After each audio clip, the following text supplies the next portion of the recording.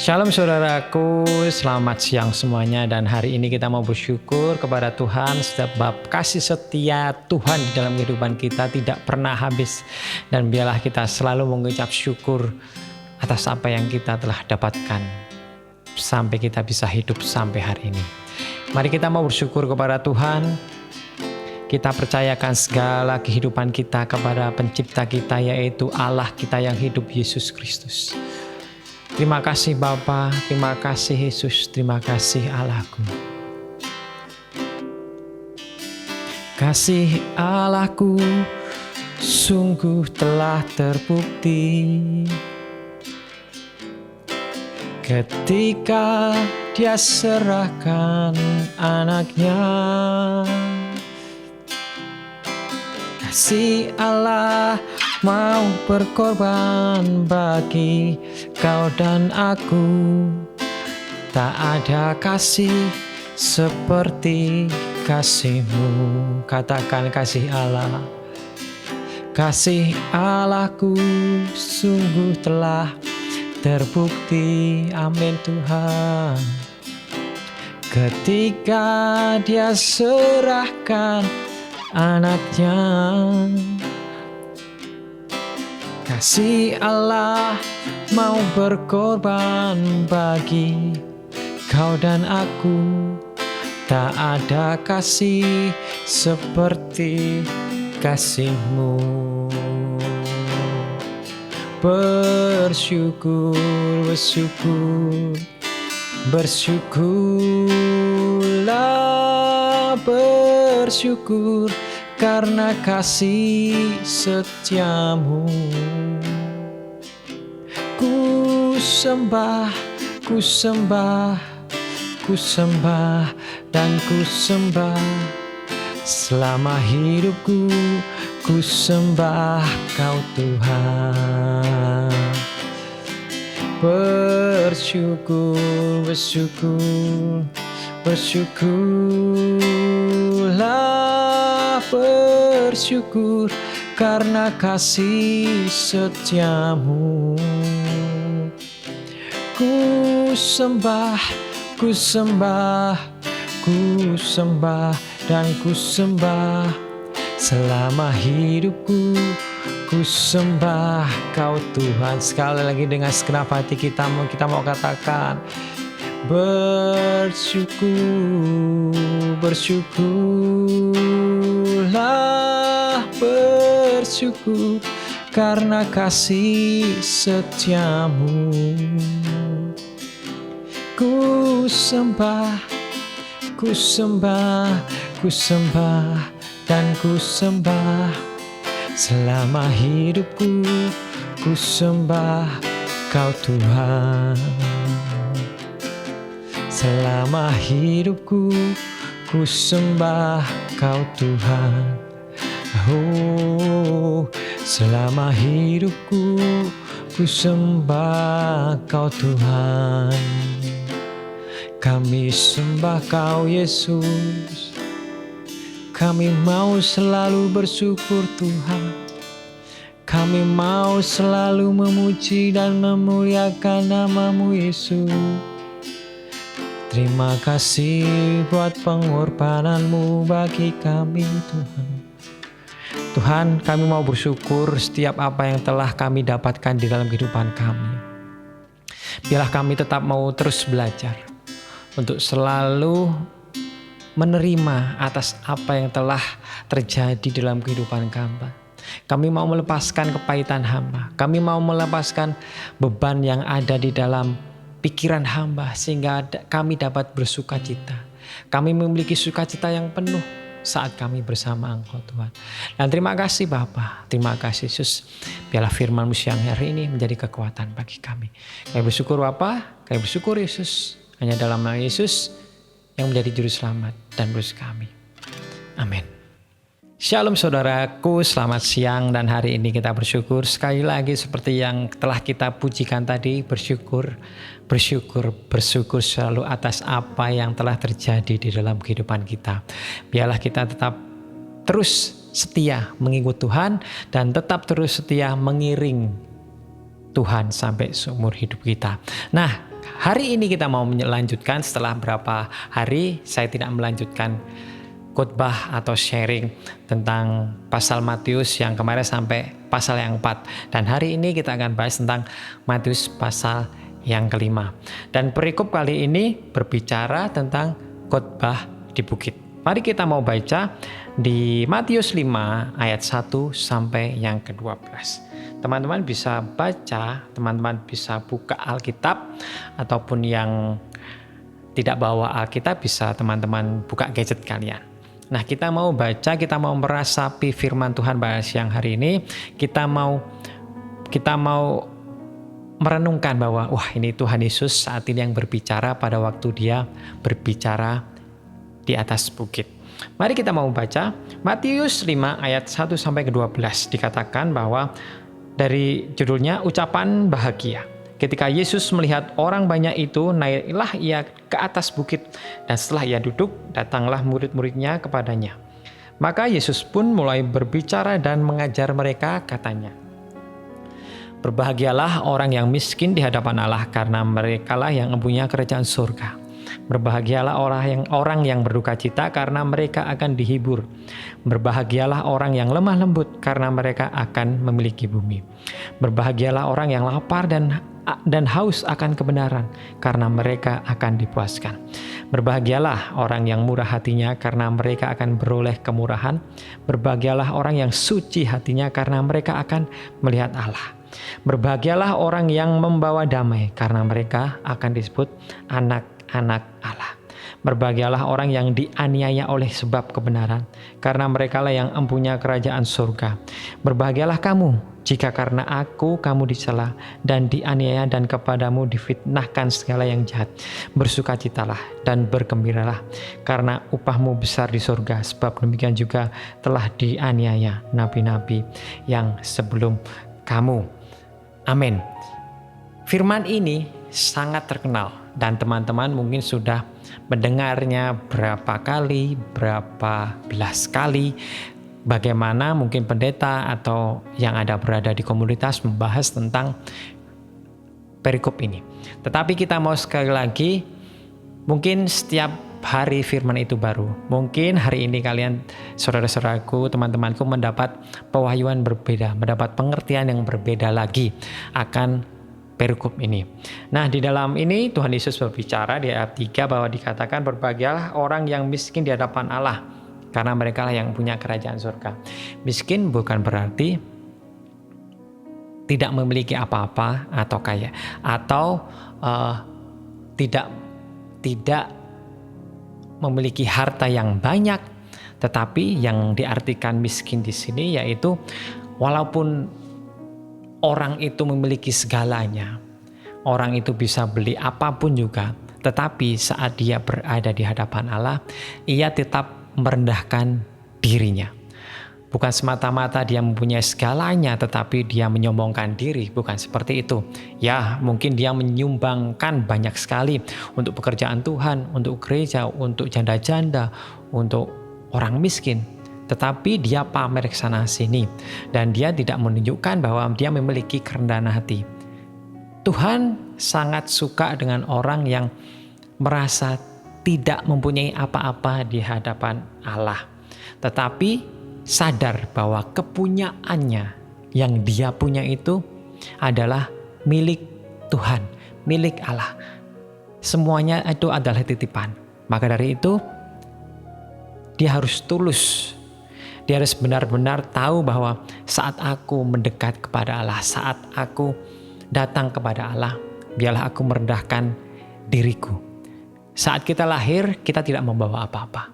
Saat kita pun mati besok, kita tidak membawa apa-apa. Maka dari itu sadarlah bahwa semua itu kepunyaan milik Tuhan. Maka dari itu kita harus bisa menggunakan kepunyaan kita, kekayaan kita untuk kemuliaan nama Allah. Itu yang mungkin dibicarakan oleh Yesus pada waktu itu. Ayat keempat, berbahagialah orang yang berduka cita, karena mereka akan dihibur. Berduka cita bukan hanya saat kita kehilangan orang yang kita cintai, yang kita sayangi. Berduka cita bukan saat mungkin kita merancang sesuatu tetapi tidak sesuai yang kita harapkan. Mungkin berduka cita itu adalah yang dikatakan di sini, yaitu mengakibatkan yang seseorang tidak memiliki daya lagi untuk mengubah sesuatu yang dihadapi. Mungkin sakit penyakit yang sangat langka sehingga tidak ada obatnya.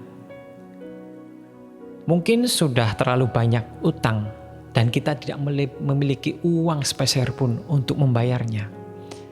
Ataupun duka cita yang sangat mendalam yang terjadi sudah bertahun-tahun, sudah berpuluh tahun, tidak bisa disembuhkan. Maka dari itu Tuhan memberikan penghiburan kepada saudara-saudara, yaitu melalui apa? Melalui Roh Kudus yang akan diberikan kepada saudara-saudara. Tidak ada yang lain. Mungkin saudara-saudara saat sedih, saat berduka cita, mungkin bisa melihat komedi, melihat yang lucu-lucu, mungkin kalian akan ketawa, mungkin saudara ketawa. Tetapi itu bukan kebahagiaan sejati. Mungkin kalian berduka cita, dibelikan suatu barang yang kalian inginkan, senang, tapi itu bukan kebahagiaan sejati. Kebahagiaan sejati, penghiburan sejati yang datang hanyalah dari Allah, Roh Kudus yang selalu diberikan kepada saudara-saudara untuk menghibur kehidupan saudara. Terus yang kelima, berbahagialah orang yang lemah lembut karena mereka akan memiliki bumi. Orang yang lemah lembut pasti orang yang sabar, yang dapat mengontrol diri, yang anger management-nya bagus, yang dapat mengontrol emosinya dengan bagus, rendah hati. Itulah yang diinginkan Tuhan. Itulah yang orang yang akan berbahagia di dalam kehidupannya. Dan juga pastinya saat dia bisa melakukan semuanya itu, dia akan bisa beradaptasi dengan baik. Dia akan bisa beradaptasi dengan lingkungan sekitar. Dan saat itu orang-orang di sekitar, apapun yang mereka temui, aktivitas apapun, mereka bisa beradaptasi dengan baik. Dan seperti yang Tuhan katakan, mereka akan memiliki dunia. Ya, dunia akan siapa-siapa yang tidak ingin sih kita memiliki orang banyak, kita mendapat teman yang banyak, kita memiliki relationship yang baik. Itulah yang kita inginkan. Maka berbahagialah orang yang lemah lembut. Terus yang ke-6, berbahagialah orang yang lapar dan haus akan kebenaran karena mereka akan dipuaskan. Orang yang lapar, orang yang haus pasti akan mempunyai effort, akan mempunyai sesuatu yang lebih, akan mengejar sesuatu untuk supaya dia bisa mendapatkan makanan. Nah, saat dia mendapatkan makanan itu, maka dia akan puas, maka dia akan kenyang, maka dia akan haus menjadi segar. Seperti yang Tuhan Yesus katakan, orang yang lapar haus akan kebenaran akan dipuaskan. Itu yang saya katakan di dalam dunia, haus akan makan, minum. Tetapi saat kita mengejar kebenaran dan tahu akan kebenaran firman Tuhan seperti itu, jiwa kita akan dipuaskan. Kita mengerti akan tujuan rencana Tuhan di dalam kehidupan kita. Kita haus dan lapar akan firman Tuhan yang kita gali terus setiap hari di dalam hati kita, di pikiran kita renungkan setiap hari. Saat itu juga kita akan dipuaskan dan kita bisa melakukannya di setiap kehidupan kita. Terus yang ke-7, berbahagialah orang yang murah hatinya karena mereka akan beroleh kemurahan. Orang yang murah hati akan memiliki kemurahan yang pasti. Orang yang selalu baik kepada orang lain, tidak menginginkan timbal balik. Orang yang tahu bagaimana orang tersebut membutuhkan bantuan dan kita memberikan bantuan, Tuhan akan melihat semuanya itu. Dan Tuhan akan memberikan kemurahan di dalam kehidupan kita. Mungkin tidak orang itu yang akan membalas kebaikannya, tetapi orang lain atau orang yang tidak kenal pun mereka akan membantu kita. Itu yang Tuhan inginkan. Ayat yang ke-8, berbahagialah orang yang suci hatinya karena mereka akan melihat Allah. Ciri-ciri orang yang bisa melihat Allah adalah memang orang yang harus suci hatinya. Di dalam Mazmur 24 ayat 3 dan 4 dikatakan, orang yang bersih tangannya dan murni hatinya, itu yang bisa melihat Allah. Ya, kekudusan ada di dalam diri Tuhan. Jikalau kita tidak kudus, kita tidak bisa melihat Allah. Bagaimana untuk supaya kita kudus? Bukan berarti kita terus berdiam diri di rumah saja. Tetapi bila setiap apa yang kita lakukan, kita ingat akan kebenaran firman Tuhan. Apa yang harus kita lakukan sesuai dengan firman Tuhan. Tuhan, kita akan bisa melihat Allah. Yang ke-9, orang yang membawa damai, mereka akan disebut anak-anak Allah. Anak Allah itu contohnya siapa? Yesus, dia adalah anak Allah. Dia tidak pernah membawa pertikaian. Dia tidak pernah membawa pertengkaran. Dia membawa damai dimanapun dia berada. Apakah kita harus mencontoh sosok tersebut Yesus? Ya, harus, tiada yang lain. Kita juga anak Allah. Saat kita berada dimanapun, biarlah kita membawa damai. Yang ke-10, berbahagialah orang yang dianiaya karena kebenaran, karena merekalah yang empunya kerajaan sorga. Kebenaran memang dibutuhkan saat ini. Banyak sekali orang-orang yang melakukan suatu aktivitas, suatu pekerjaan, mungkin benar, tetapi ternyata di belakangnya dia korupsi. Kebenaran yang pasti ia adalah kebenaran yang sesuai dengan firman Tuhan. Bukan kebenaran yang menurut kita sendiri itu baik. Karena beda. Aku mencuri karena aku mau memberikan untuk orang miskin. Apakah itu baik? Tidak, karena mencuri tetaplah mencuri dan itu berdosa. Maka dari itu, biarlah kita menyebarkan kebenaran sesuai dengan firman Tuhan, karena saat kita melakukan kebenaran, banyak orang yang tidak suka kepada kita. Karena kebenaran itu pasti dibarengi dengan yang namanya jujur. Saat kita jujur, pasti banyak orang yang tidak suka. Saat kita memberikan kebenaran, pasti banyak orang tidak suka. Tetapi itulah yang harus kita lakukan. Kita tetap harus melakukan kebenaran, apapun kondisinya, apapun situasinya. Ya, mungkin saat itu kita akan dicela, saat itu akan dianiaya, tetapi tetaplah kita melakukan kebenaran. Berbahagialah kamu jika karena aku kamu dicela dan dianiaya dan difitnah segala yang jahat. Karena aku, karena Yesus Kristus. Kita berpegang kepada Tuhan Yesus Kristus. Banyak sekali orang-orang yang di luar sana, yang mungkin di Timur Tengah, yang karena mempertahankan kepercayaannya, mereka dibunuh. Karena tidak mau mengikuti suatu ajaran lain, mereka dibunuh. Dan juga kita tahu juga bahwa banyak misionaris yang dianiaya karena mereka menyebarkan firman ke pelosok-pelosok dan banyak orang yang tidak suka.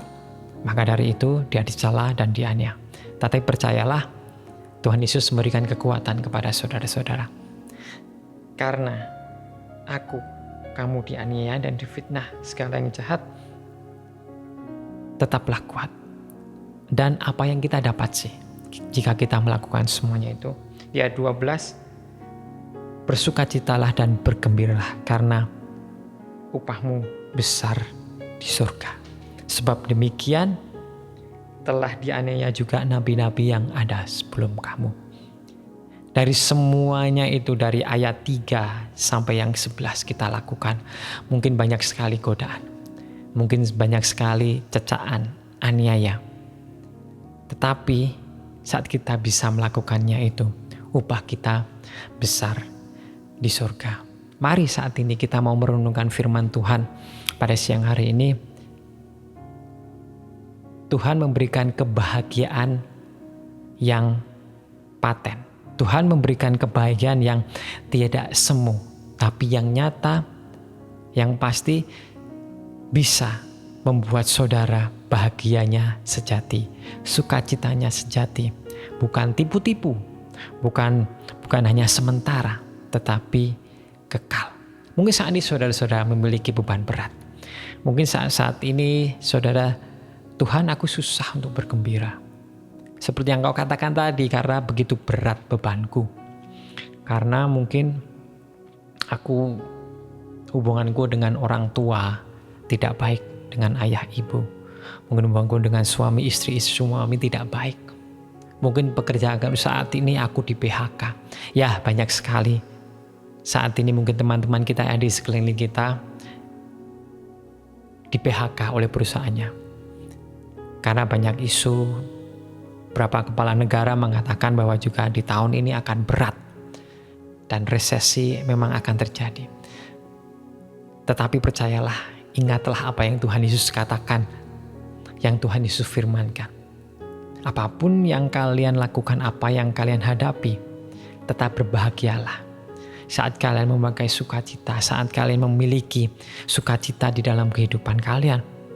Mungkin saat ini duka cita ada di dalam kalian, tetapi saat kita saat kita tahu bahwa Tuhan mengucapkan Matius 5 ini, berbahagialah orang yang miskin, berbahagialah orang yang berduka cita, berbahagialah orang yang lemah lembut, berbahagialah orang yang lapar dan haus akan kebenaran firman Tuhan. Berbahagialah orang yang murah hatinya, berbahagialah orang yang suci hatinya, berbahagialah orang yang membawa damai dimanapun saudara-saudara berada. Berbahagialah orang yang dianiaya karena kebenaran. Berbahagialah karena jika kita memberitakan firman Tuhan, karena kita mengikut Tuhan, kita dicela, kita difitnah, kita dianiaya, karena upah kita besar di surga. Mari percayalah kepada Tuhan Yesus. Mari berpegang teguh kepada firman Tuhan. Mari tetap haus dan lapar, tetap merenungkan firman Tuhan, menjalankan firman di dalam kehidupan kita. Niscaya apapun yang kita lakukan, walaupun berat, tetapi sukacita tetap ada di dalam kita. Kita akan lalui, kita akan terobos semuanya itu. Percayalah, kita anak Allah, kita anak Yesus yang akan dibedakan jika kita mengikuti firman Allah, jika kita melakukan kebenaran firman Allah. Mari kita berdoa. Bapa, kami bersyukur buat siang hari ini. Kami percaya Tuhan, jika kami mau berbahagia Tuhan, kami mau mengikuti Matius 5 ini Tuhan, ayat 1-12. Engkau mengatakan sangat jelas sekali Tuhan, untuk kami bisa mendapatkan kebahagiaan yang sejati. Maka dari itu Tuhan, berikan kami kekuatan, berikan Roh Kudus-Mu, Roh Kudus-Mu, Roh penghibur, Roh yang memberikan kekuatan, Roh yang memberi pengharapan, supaya kami tetap kuat menjalani di tahun 2023 ini.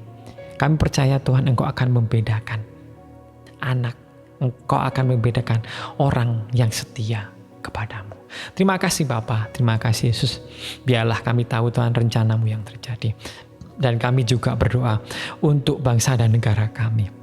Kami tahu Tuhan, negara ini ya bisa dikatakan negara yang tidak terlalu kena imbas. Tetapi kami percaya Tuhan, apabila terkena imbas resesi, kami akan dibedakan. Engkau juga berkati kesehatan untuk Bapak Jokowi, Presiden kami, seluruh staf yang ada di negara Indonesia ini. Engkau berikan kekuatan supaya apapun yang mereka putuskan, biarlah semuanya itu untuk kemakmuran, untuk kesejahteraan rakyat Indonesia. Terima kasih Bapak, terima kasih Yesus. Berkati kami, berkati orang tua kami, berkati saudara-saudara kami, berkati teman sepelayanan kami, berkati musuh kami, berkati orang yang mungkin memfitnah, mencela kami. Biarlah Engkau yang memberkati mereka. Terima kasih Bapak, kami bersyukur buat semuanya. Biar rencana-Mu yang terjadi di dalam kehidupan kami. Kami bersyukur buat semuanya, hanya dalam nama Yesus kami berdoa dan mengucap syukur. Amin. Shalom, selamat siang. Tuhan Yesus memberkati.